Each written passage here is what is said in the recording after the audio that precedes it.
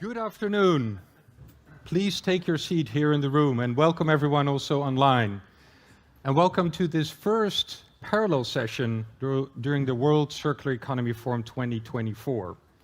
We're extremely pleased to have you here, and you can prepare for a packed hour, 60 minutes, with leading experts from the global financial sector. And with this esteemed group of panelists, we want to exchange views on how we can move to the circular economy by mobilizing more capital faster, because that is really one of the key ingredients and one of the key mechanisms we need to accelerate. Because despite the circular economy as a topic becoming mainstream, actually global circularity is still in decline. As our Circularity Gap report showed, even this year and last year, we were 9.1% circular in 2018, and we're only 7%, a bit over, circular today. So the need to transition is clear. And I think to an audience today in this room, even also for the critical thinkers, that doesn't need a lot of elaboration.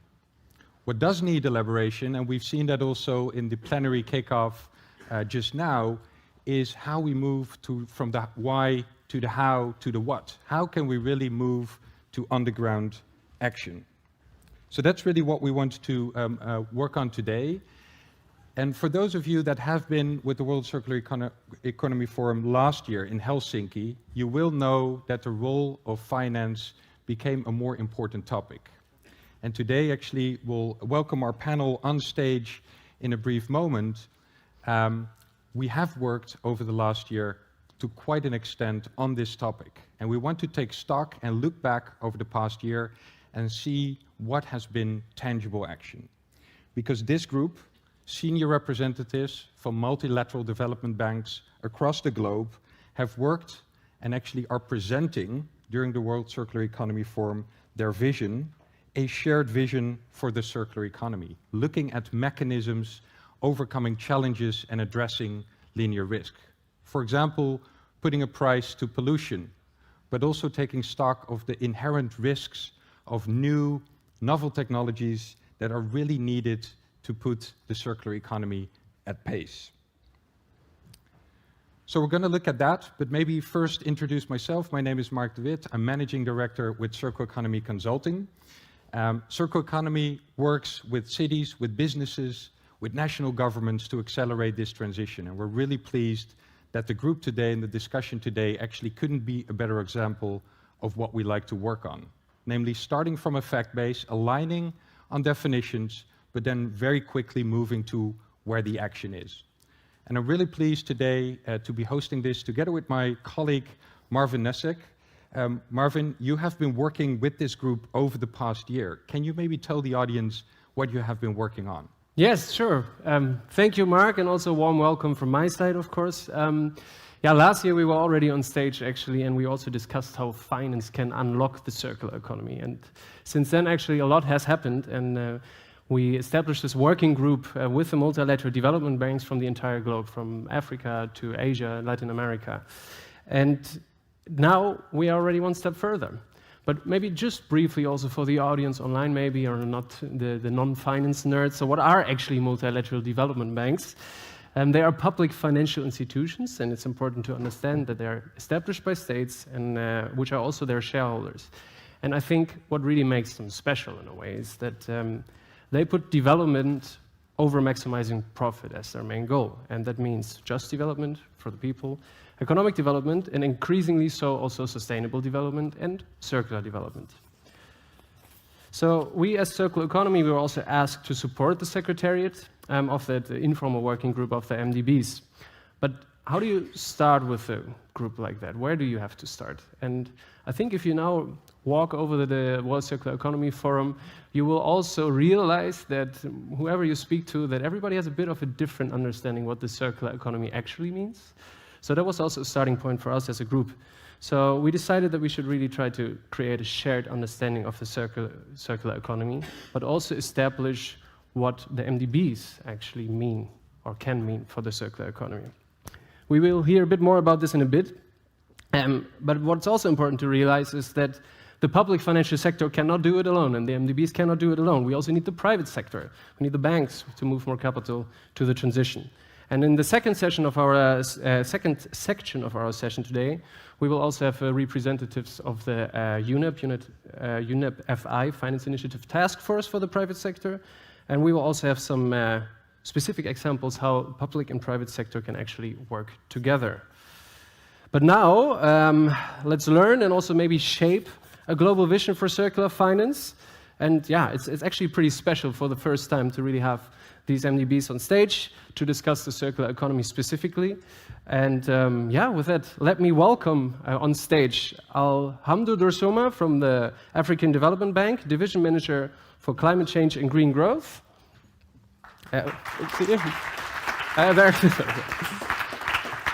Then Gianpiero Nacci from the European Bank for Reconstruction and Development, Director of Climate Strategy and Delivery.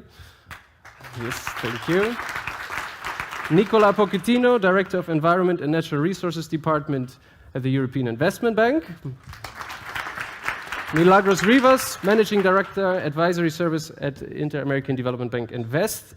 And Andrea Liverani, Lead Specialist representing the World Bank Group, and that also includes the International Finance Corporation. Yeah, thank you, Marvin, and a big welcome to our esteemed panel. It's really great to have you here on stage. And I think in particular, as you mentioned, Marvin, this is the first time that we'll have such a representation from across the globe on one stage, and actually sharing insights of a year working together and really shaping this vision that's going to be presented.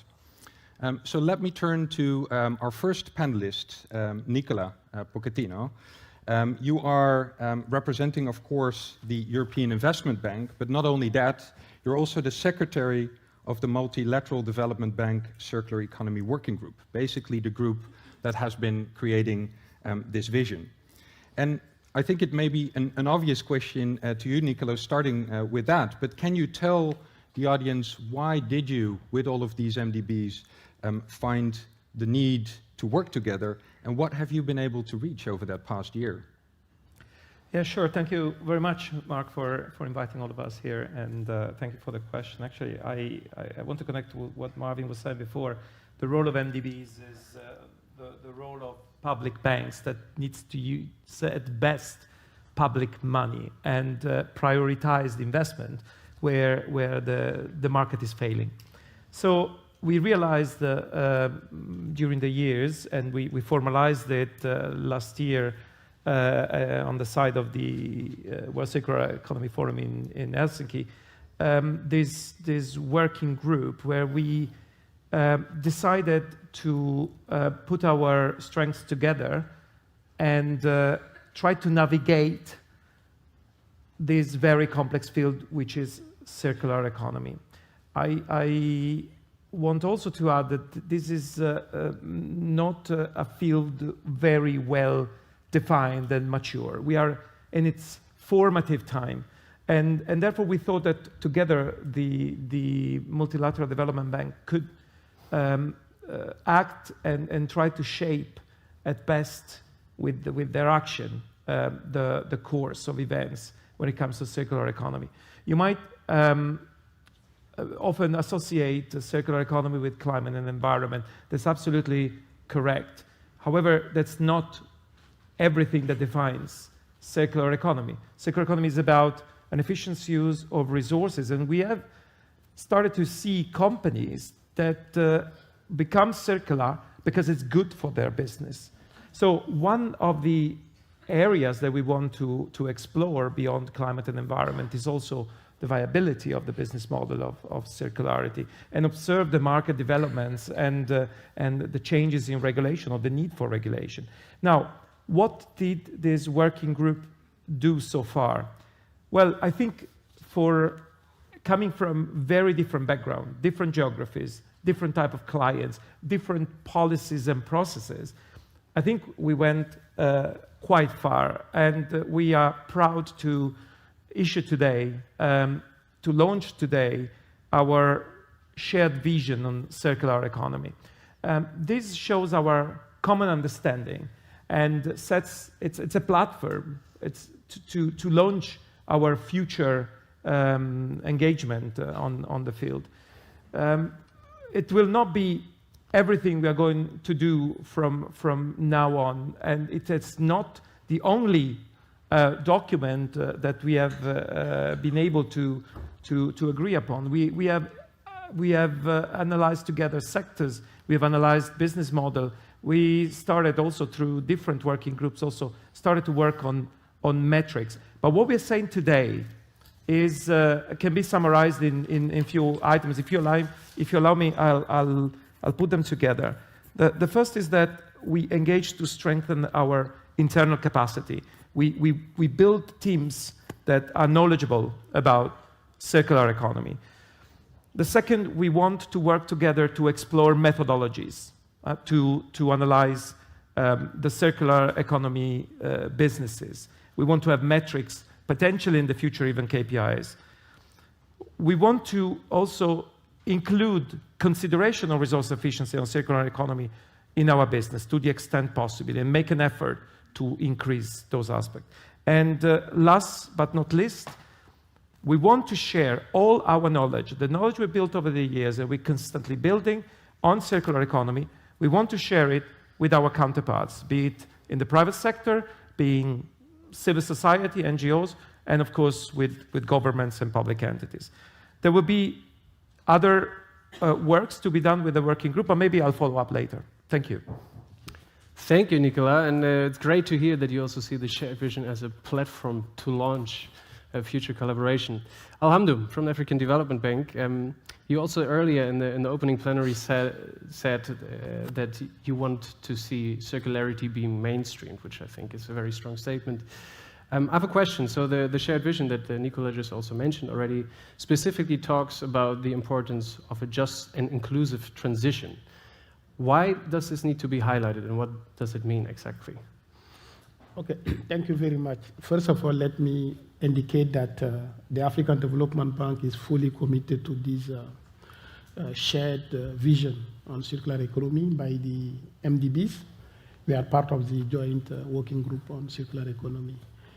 Your question on the just transition is very critical, especially in the context of a continent like Africa. Though we understand circular economy is a global issue, we understand that it comes with significant economic, social, and environmental benefits. But we believe that there is a need for, just an inclusive circular economy transition, taking into consideration the peculiarities of different countries and different continents. In Africa, for instance, the circular economy landscape is quite diverse and varied and also complex, and we need to take that into consideration. While we understand that circular economy is going to come with a lot of benefits for the continent, we are also mindful of the fact that there will be some risk. There will be some people affected by this transition. We see that already with the energy transition. There will be people or communities losing their livelihoods because or thanks to this transition. There will be workers losing their jobs.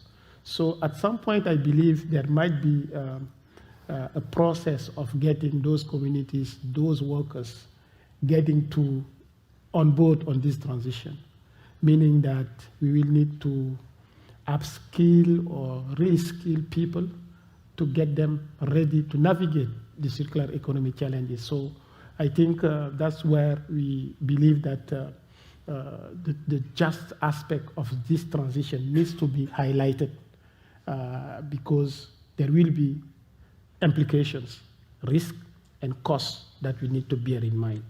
So while we embrace this shared vision, we at the African Development Bank are embarking in a new program on circular economy, and which I presented this morning.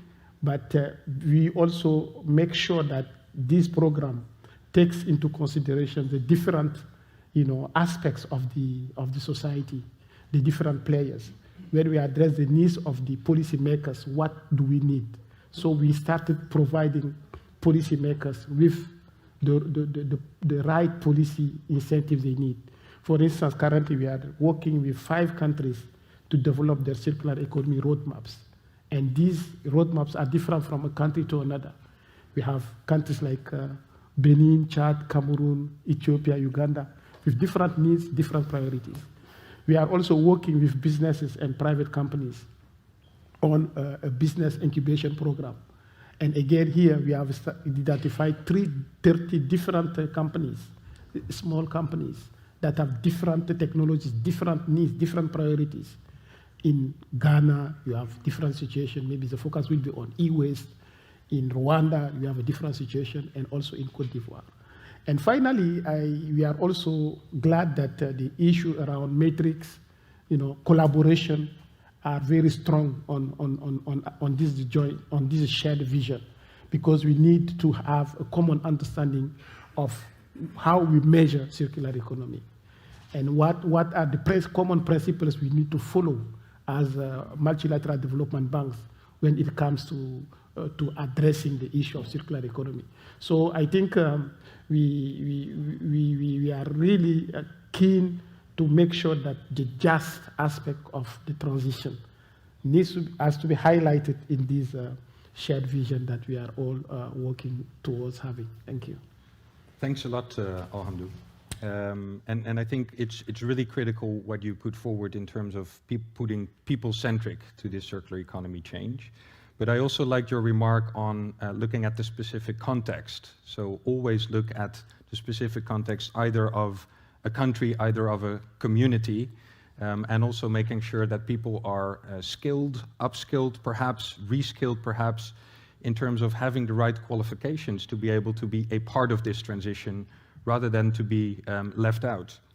And in that, I think an important issue which also was addressed time and again over the past year was, of course, to have a sound business case under this circular economy transition. And I think as long as least as I've been part of this circular economy dialogue, this is a crucial element. And we don't have any idea that you will be able to solve this in this group, but I think what you have been working on specifically is what is the role of multilateral development banks in terms of progressing on that specific topic. And Milagros, I would like to continue with you with a question on that. And that is, we of course know that this transition to a circular economy is systemic. It requires systemic thinking. It's a true paradigm shift. But which examples in that context would you like to highlight in an effort to accelerate to the circular economy? Thank you very much. It's for me a real honor to be here with all of you. And as my colleague has said, I mean, we are also in the Inter-American Development Bank fully committed to the circular economy. As you were mentioning, I mean, circular economy is a systemic problem that needs to be addressed with a holistic view. One of the key barriers that we have to really advance in our transition to a circular economy is about externalities. The prices and market prices does not take into account many externalities that can be the pollution, even social issues, the depletion of resources. So this is something that is not reflected in the prices that the consumers pay, and the consumer behavior is critical to really put the conditions for the industry and for the economy to design the products in a certain way. So this is one of the areas that is going to be critical and that we need to address. But it's not the only bottleneck. There are some others. Another important one is related to how investors evaluate the different projects. And we are used to do it in a linear way, but circular economy is circular, as we all know. So what happens is that usually investors are not very trained on evaluating this type of projects, and they consider that they have more risks. They consider that they can have lower returns. So it introduces a lot of bottlenecks. And the main problem is that this needs to be addressed with a value chain approach. A value chain approach is considering all the providers and everything that is embedded in one product and one service, from the raw materials until even the treatment after the use. So this needs to change, and this is especially challenging in emerging markets. There is a lot of lack of institutional capacity. There is a lot of technology assistance, technical assistance, and advisory services needed. For example, we were in Colombia, and in Colombia what happened is that they have their own strategy about circular economy, but investments were not coming for the private sector, and the private sector is critical.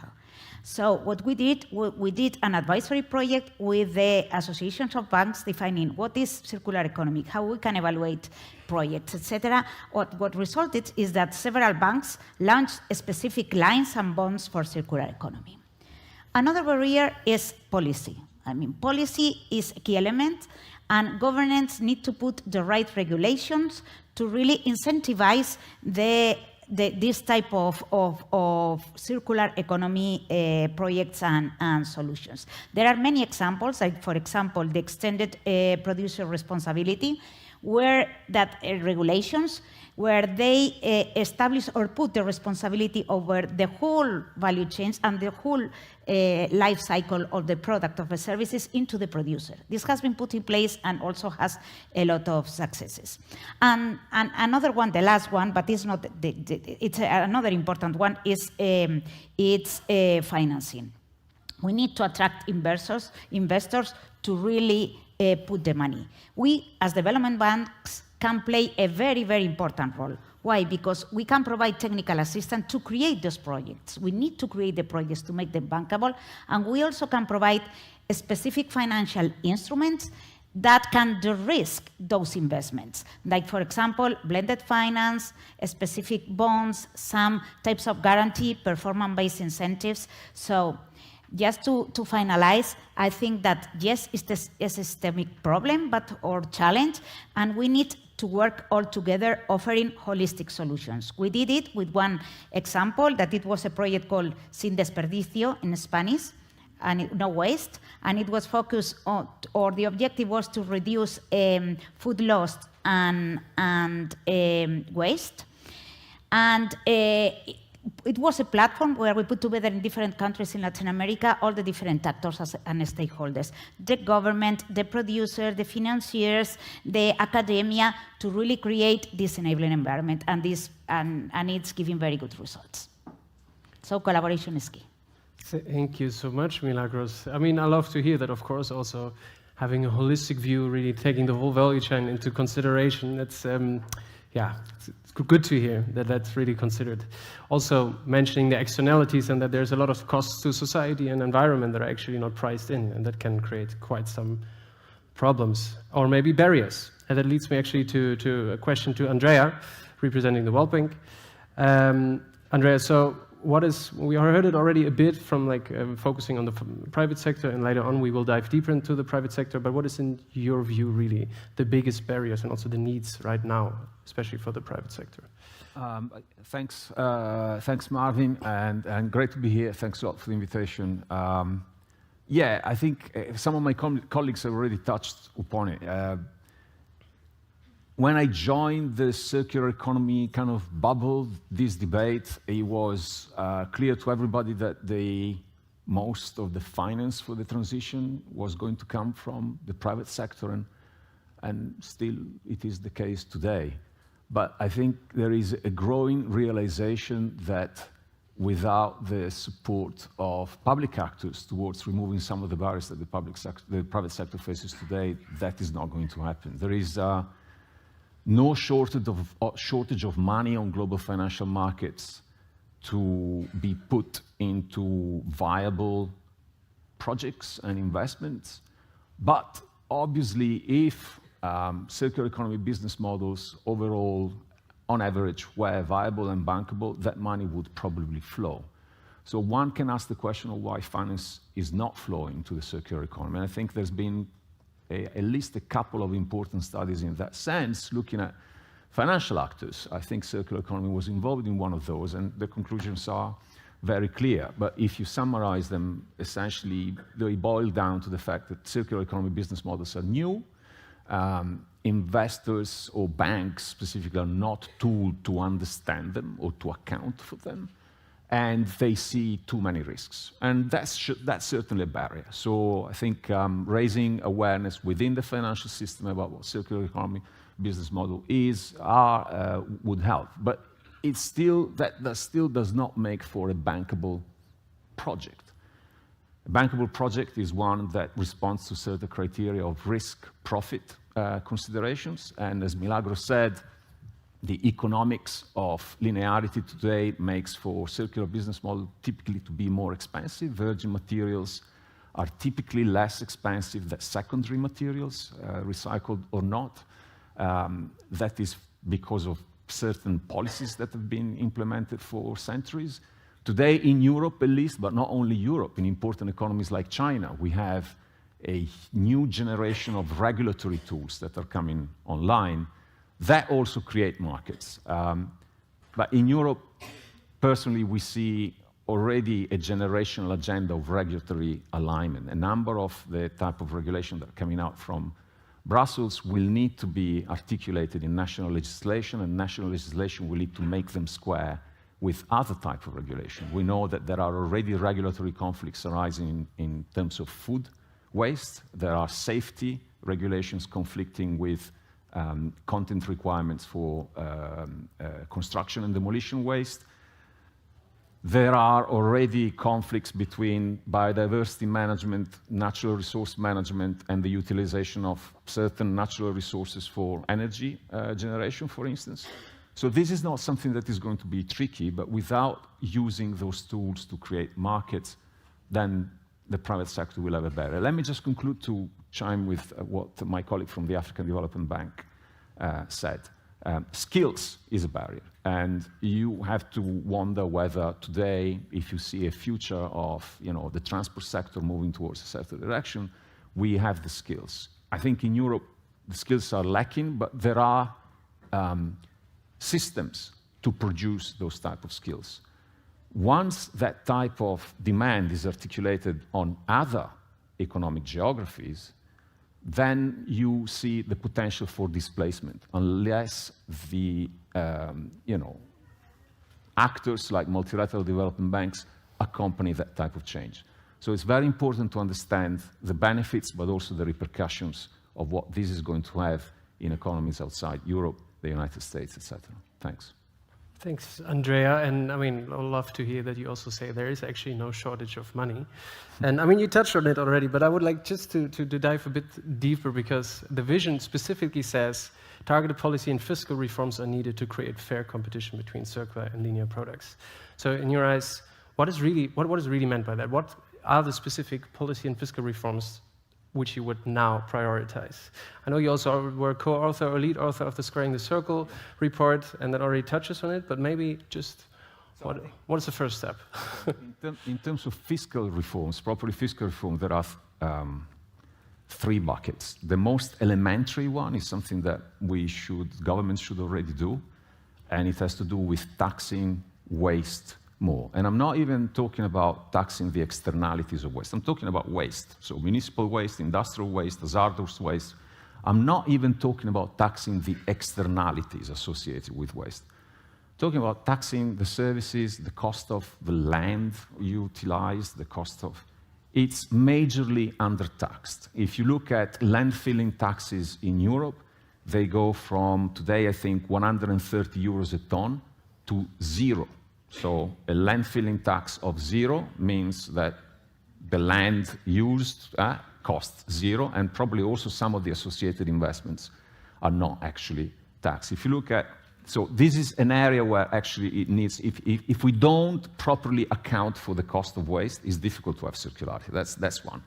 The second one is that our fiscal systems, our tax systems have been developed over centuries, as we normally say, at least since the 16th century in France, to support linearity. One example of that is value-added tax. Value-added tax is designed in such a way where every time you loop the same molecule of whatever material you want to consider back into the economy, that molecule of material, that kilogram of material, that ton of material is taxed again.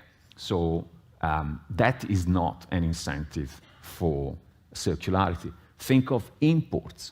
If a country imports a raw material like stone, that raw material tends to be taxed in value-added terms. So a raw material is much less taxed than something that has already been manufactured elsewhere. That's another form. And lastly, in terms of fiscal policies, we subsidize natural resource extraction and initial refinement to an incredible amount, $1.6 trillion a year, which is, roughly 1.7% of the global GDP.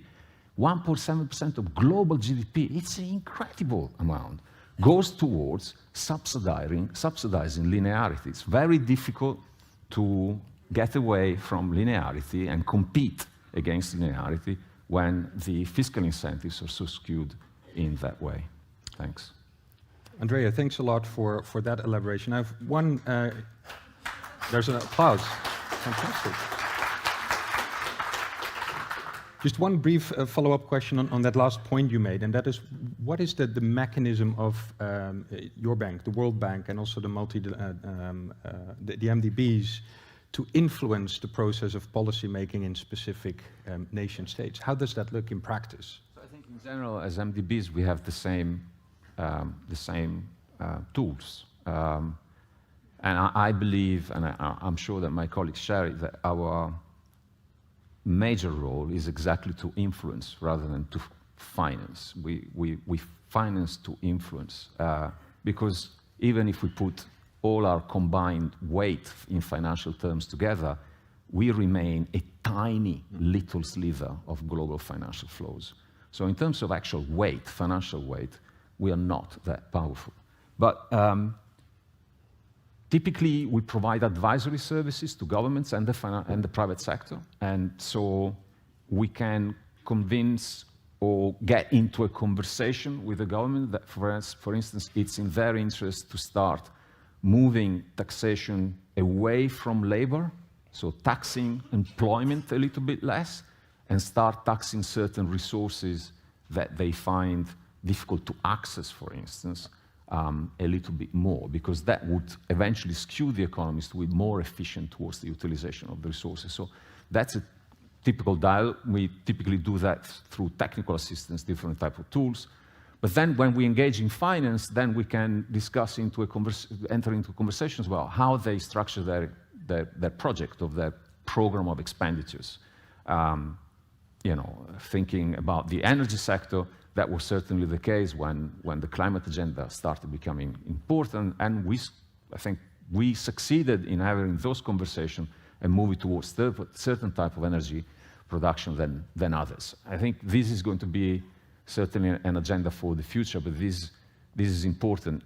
Those of us in our institutions that have specific financing instruments that are tied to policy change can also use those. And those are instruments whereby a government would decide to essentially have a strategy, but also within that strategy set a range of different legislation, and then we would finance, incentivize that type of policy reform agenda.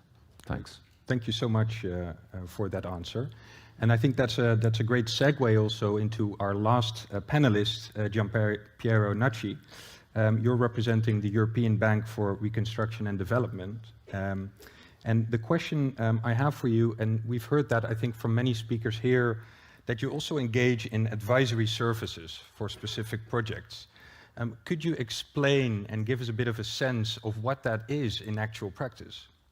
Thank you very much, Mark, and it's really a pleasure and an honor to be here, so thank you for the invitation.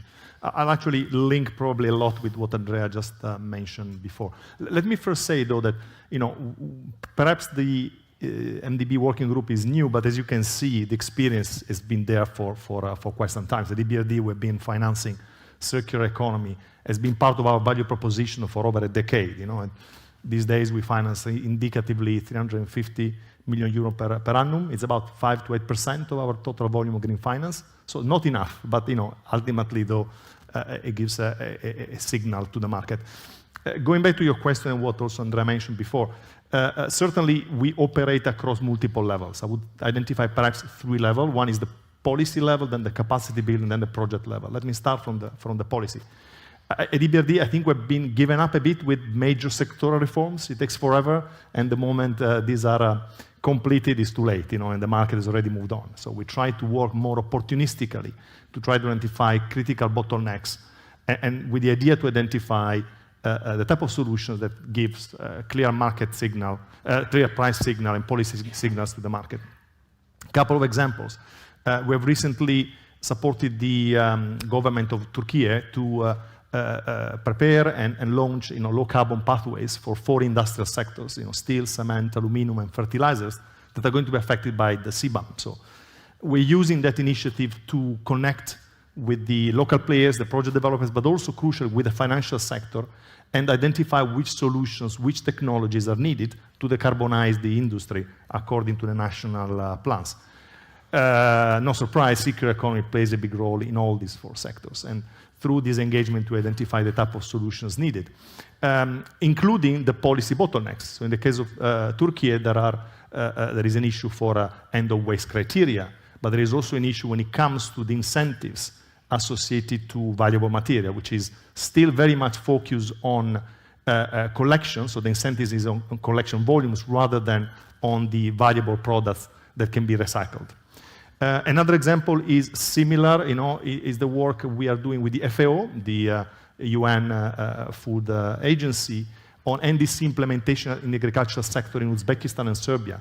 So there we are looking at across all the food value chains, what are the entry points for investments. So you mentioned that we maximize impact, but also we operate under sound banking principles. So we want to create sustainable projects, both economically and financially.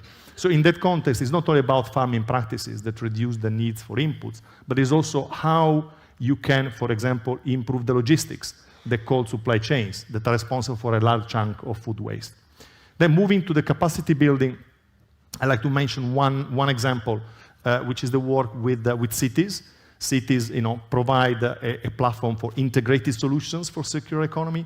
We have a program which is called Green City, with no much imagination, I'm afraid, but where it entails 3 different elements and an engagement with cities that lasts for several months. One is about benchmarking the performance of the cities across multiple sustainability indicators, including circular economy and solid waste management.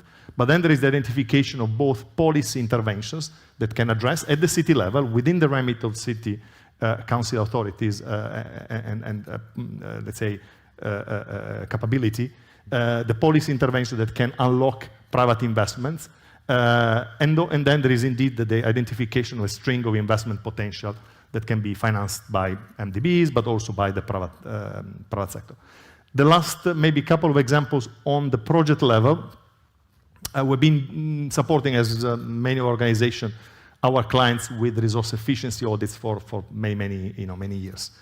Now we're trying to couple this work, which identifies specific project opportunities, with circular economy strategy and action plans. And we've even developed a specific financing products around that. So basically, we do the resource efficiency, we support companies undertaking these resource efficiency audits before we provide finance. And then after we sign the project, we support them in developing these circular economy action plans.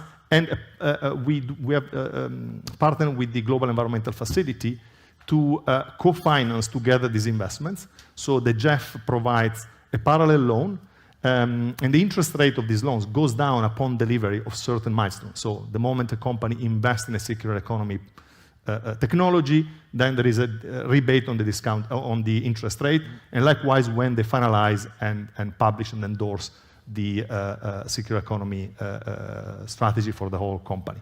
So again, these are examples of what next. Maybe let me close with what next. I think we'll have to focus more and more on supply chains, so how you create incentives across supply chains, working through the aggregators, but also developing more dedicated financial instruments. For example, sustainability-linked bonds, sustainability-linked loans that use circular KPIs to shape the financial product. Thank you. Thank you so much, Gian Piero. And I think, a important to hear how much expertise actually sits within the MDBs, and also good to hear of some examples that makes it a bit tangible. And also, I think it's really a call to action for businesses out there, and reach out to the MDBs. They have a lot of experts and they have a lot of instruments, and they are really engaging already on this. Maybe last question to the panel, and linking back to Nicola as chairing the Secretariat with the EIB. What can we actually expect in future from the MDB working group now? What will we see next year? Thank you, Marvin, for the question. Now, I mean, what the working group will do will be decided step by step by its members. So instead of maybe answering directly your question, I'd prefer to say what we believe are the needs, and then we'll see how to address them together. To be very pragmatic, three needs. I mean, Giampiero just said we have a lot of experience. All of us have a lot of experience in project. We have financed to date billions of euros in circular economy, and we are already moving up in the waste hierarchy. For example, the EIB, only 16% is dedicated to solid waste. All the other investments, circularity, are up in the hierarchy. But this shows that there is a bit of there is a need for a better understanding of what is circular. So, if you allow me, three needs that need to be addressed. The first one is to have an agreement on principles and definition. We need to navigate this very complex field. We need to have clarity on what is really circular economy. I'm pretty sure if I ask the audience, we will have quite a different number of answers. The second point is we need to measure it. We need to measure what we finance. We need to measure our impact, and therefore we need to develop metrics, potentially, but this is a very long-term ambition, even KPIs, key performance indicators on how we are doing, well, how successful we are. And last but not least, and all these things should be done to a certain extent in parallel, we need to study well the business models and try to push and support the ones that are viable. With this picture, once we have all this, I think our impact will be multiplied. Thank you very much. Thanks a lot, Nicola. And I mean, that's very exciting also to hear, to better understand really the needs, and then we can work together on it, right? We as Circular Economy look forward to support that still, and I'm very curious what we will be able to present next year at WCEF, right? And with that, I would like to thank our unique panel. Thank you so much for being here, for making the time, and give them a round of applause.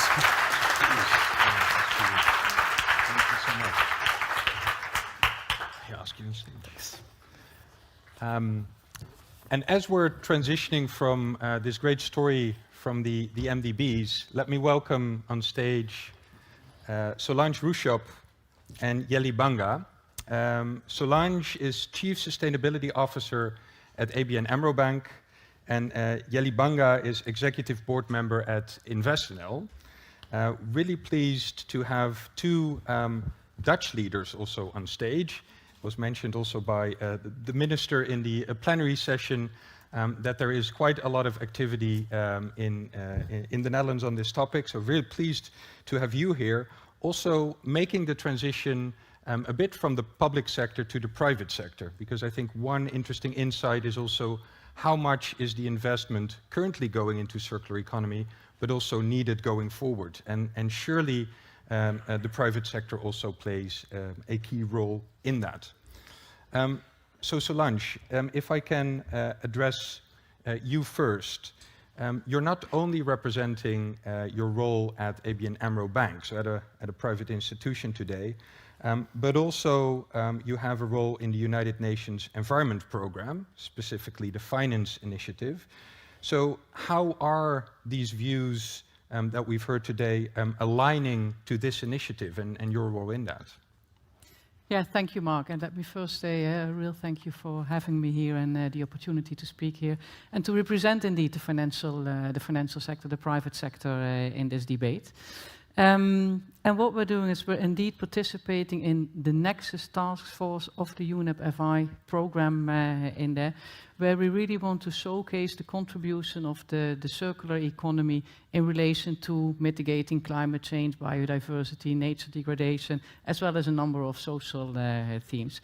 And it's really necessary to do this from a holistic perspective, because what I often see, or what I see within many financial institutions, and in the task force we're working together with a broad group of financial institutions, not only Europeans, I should emphasize in there, but with a lot of financial institutions in the real day operation. The climate agenda is a dominant agenda in there. Many of us have climate commitments, we have decarbonization targets, we have signed up to voluntary commitments like the NZBA, for instance. And beyond having set these targets and these commitments, we're really working through what does it mean to operationalize that? What do I need to change in my client outreach processes? What do I have to change in my engagement processes? But also, what do I have to change in my risk processes, in my capital allocation processes? And that's quite heavy, and it's also quite technical. But a lot of infrastructure is being created there. But through that work, we are also more and more, and it's not that we were not aware of it, but kind of confronted with the fact that you have to approach this in a more holistic way, because with certain decarbonization targets, we really run the risk of creating other negative impacts that we do not want. They can be counterproductive, for instance, towards nature or biodiversity in there. So we really need to focus way more on holistically, in an integral manner, approaching the different challenges that we face, where the circular economy can really be a solution to or an accelerator in addressing these challenges. So for that reason, we're very pleased to cooperate in a task force where we're bringing together the whole financial industry there. And if we look at the task force, what is first, we had a working group purely on circular economy, which was a lot about knowledge sharing. Now, only since a year or so, we have this task force on really the nexus between the circular economy and the challenges I just mentioned. We first focus on producing a white paper together, which really is supposed to lay the scientific basis also for the nexus between these topics in there. But beyond that, we really also want to focus on coming up with real practical recommendations, guidance on how to integrate this within financial institutions. And yeah, being a Dutch bank working on this for a while already, we can bring in concrete examples, real-life cases in there, and a bit more conceptually, we've brought in 2 cases. One is dealing with actually circular economy volume targets into the operation, where we have now, by the end of last year, we financed around 2 billion of circular deals, where we're proud of, and we really think that that is an achievement. And on the other hand, it is also the reality, as was mentioned in the plenary and just in this panel as well. 2 billion absolute may be a big amount in there, but relatively it's way too little in there, and we have difficulty scaling it up faster than what we would have the ambition for. And another of the examples that we're bringing into the working group is, for instance, sustainability-linked loans. These are loans which have very specific criteria on what a company needs to achieve, and then they can get a discount or so, or more better pricing. But these are typically for big corporates designed, and we've translated it into more standardized loans for small and medium enterprises, where one of the criteria is really a circularity KPI in order to accelerate the money flowing towards the circular economy. But the reality is, through all of this, a lot of our risk modeling is still in a linear model in there, and that is challenging in itself already. So initiatives like a product as a service desk, as we have, really need scaling up and require a lot of operational changes still to facilitate this whole transition. Thanks, Solange. And yeah, I mean, the relative share is still a little bit too little, unfortunately, of capital flows moving to the circular economy. But what I also really like about the task force, what you said, is that the circular economy is then not seen as a separate thing, but that it should contribute to the existing climate strategies and biodiversity strategies and so on. So I think the guidance is supposed to launch in June, if I understood that correctly. So yeah, we will keep you posted. Jelly, you are representing InvestNL, and InvestNL really managed to bridge the gap between the public and the private sector. How does it look in practice? Can you maybe give us a bit of an example where you've worked together and how that worked out in the circular economy context? Yes, for sure. And also from my side, really a pleasure to be here with you all today. And InvestNL is the National Financing and Development Organization of the Netherlands, National Promotional Institute, you could also call it. And in that regard, our motto is to make financeable what does not yet seem to be financeable in order to reach a more sustainable, circular and resilient economy. So our focus really goes there where the market cannot yet fully fulfill the financing needs. And that's often still the case when it comes to circular business models. So the example that I would like to highlight today is an example called Siskin.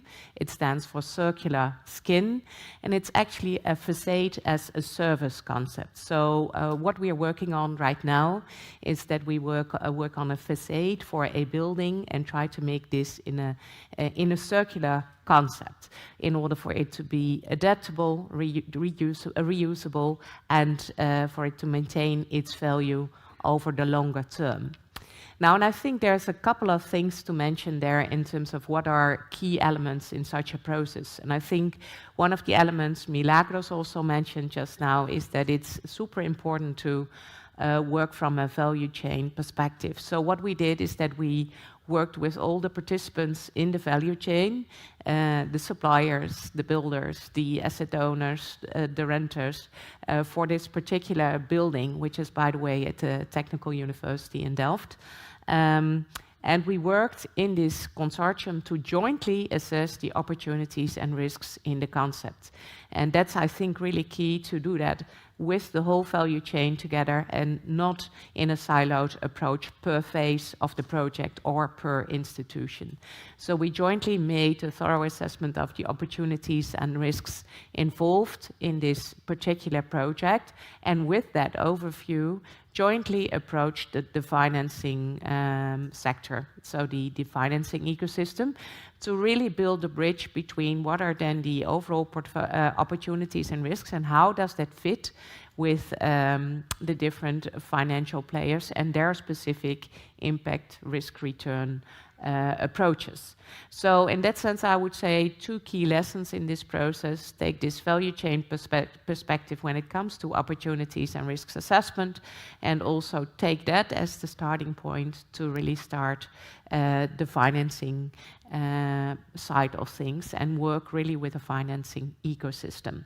And I think a couple of things have been very enabling or can be enabling. I think one, which was also mentioned in the previous panels, obviously is regulation and rules. Policy is really an enabling factor in that because it often translates into the objectives of all the players around the table, and it creates a certain alignment on the common goals. But I think what is also a super important aspect is that it's really a task to jointly find the business model, what can work, and that in the end makes it a sustainable case for all involved. So, thanks a lot, Jelly, for those insights, and actually to the both of you, really crucial that value chain perspective. What I liked in what you said as well, Solange, was how can you translate some of the examples and the learnings from the corporate and the really large to the small, and how can you really make that practical? Also overcoming the tension a bit between sometimes the complexity of circular economy and then connecting it to climate, which is necessary, but also making it very, very practical. As we have 5 minutes left, I want to close with one short question to the both of you. and that is how do your activities that you have now elaborated on, how does that link to the vision and to the activities of the MDBs that we've had them heard speak about? Jelly, if I can start with you. Yeah, well, what I would really like to call out now is that one of the other initiatives, which I think is very important, is that with the Dutch banking sector and also other players in that sector, so the Dutch Central Bank, regional development funds, and ourselves, we really try to work on a joint roadmap towards what we call circular financing standards in 2030, because I think that's something that we can really work on together. And this roadmap is something that we share with the whole banking sector in the Netherlands. And one of the concrete products that we delivered is actually a circular risk scorecard. And I think that's also a very important element. Also, when you talk about bringing from the small the bigger financing to the smaller financing, is that we have this scorecard, which is open source, can be accessed by all of you. There will be a separate session on that also on Wednesday and Thursday here.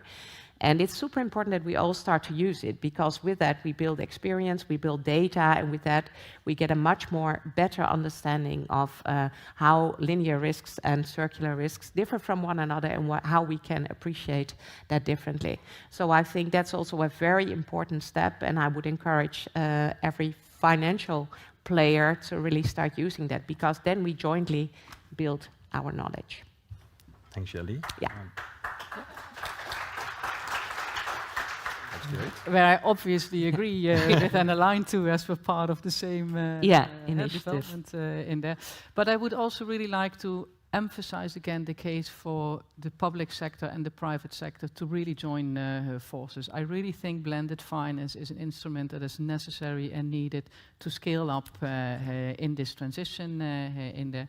It can help us to reduce some of the risks in the chain in there, but it can really also increase the impact that we can make together.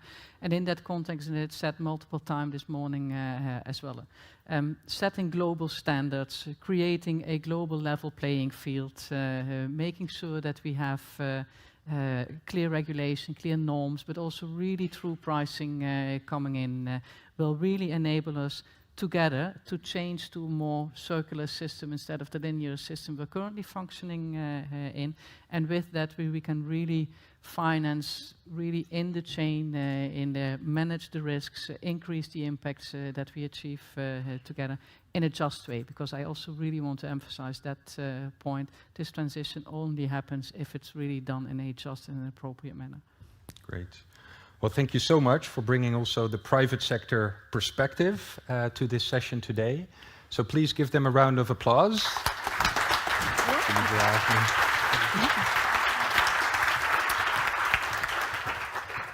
So then, as we're closing this session almost, let us reflect briefly on the past hour. I think it went by rapid fast, but three things really stand out for us today. And I think the first thing we've heard, and commemorating again that this was the first time that all of the multilateral development banks sit on stage as one, it's truly a global agenda. And not only it should be a global agenda, but it's also felt there are activities across the globe.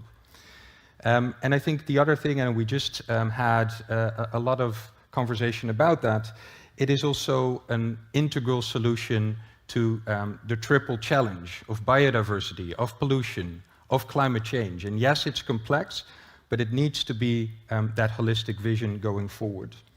And I think thirdly, it needs to be brought to practice, but I think it also shows that there is huge commitment and also unique roles to play with the MDBs, with the private sector, really collaborating and driving this agenda jointly. So maybe, Marvin, you being part of this group as well, also towards the next year, towards the next WCEF, how can you reflect on the steps that you're now going to take with this group? Thank you, Mark. Yeah, I mean, first of all, I think the main message is the financial sector really realizes the potential of the circular economy, and I think that's a great message, actually. I think what's interesting is we heard how will we actually track the progress, and we heard that we're working on it with the individual institutions and so on.